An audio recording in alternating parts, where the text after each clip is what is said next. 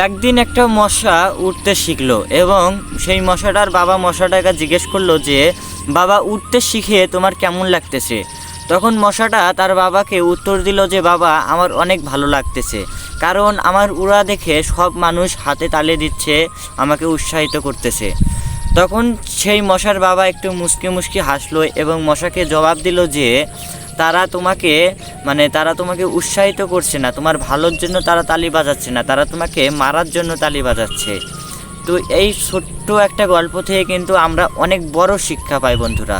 এটা যে আমাদের জীবনে চলার পথে আমাদের অনেক মানুষের সঙ্গে দেখা হবে, সাক্ষাৎ হবে, অনেকের সঙ্গে চলাফেরা করতে হবে, কথা বলতে হবে, কিন্তু এদের মধ্যে সব মানুষই কিন্তু আমাদের ভালো চায় না।